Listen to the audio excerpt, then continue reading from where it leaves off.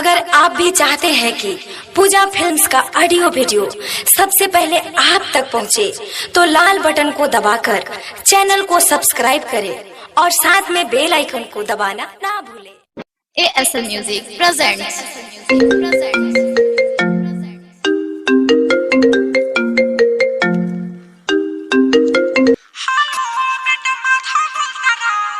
हम माधव बोलतनी। प्रणाम माई।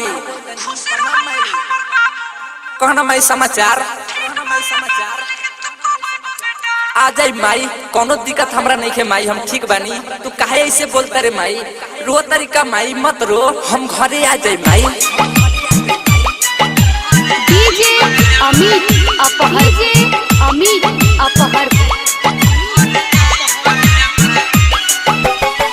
ढारी ढारी लो दिलो तोरा जाने मोर गावे आई बे माई।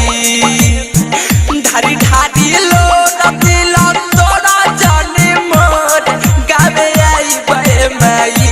तमनवा कह जदनी सोट घरे आई बे माई। तमनवा कह जननी सोट घरे आई बे माई।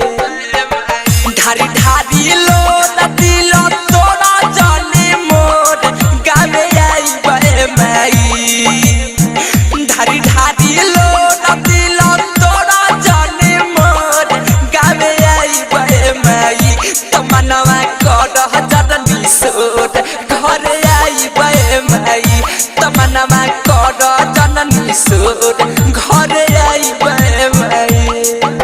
ये माई घबराए वाला समय नहीं है माई, कठिन समय आ चुकल बा माई। इहने जे घबराई बहुत दुख पाई माई। ई कोरोना वायरस एगो ऐसन नामक बीमारी आइल बा माई, जौन से पूरा दुनिया तबाह बा माई। चिंता काहे करत रे माई, हम घरे जरूर आई। कहावत बा माई कि जिंदगी बा त जहान बा माई। तहार बेटा घरे जरूर आई माई, जरूर आई।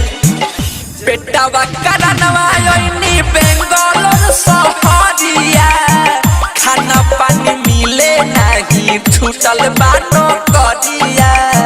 सब कहनी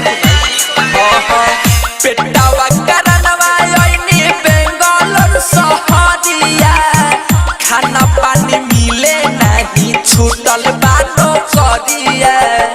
बानी मजबूर भल कोरोनावा के सोर काने आई बे माई। बानी मजबूर भइल कोरोनावा के सोर काने आई बे माई। तमन्नामा करह जन बिहोर गावे आई बे माई। तमन्नामा करह जन बिहोर गावे आई बे माई।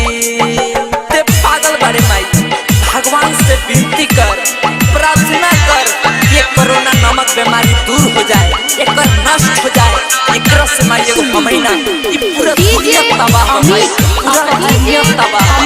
आगे माई अपना गांव के रामायण भाई के बेटा दिलीप और दिनी लाला के बेटा कृष्णावा हम सब पूरे ठीक बानी माई। देखी के रोई हमरा दिल में लागल आग बा, कैसन बानी बेटा कैसन निकल हमर भाग बा।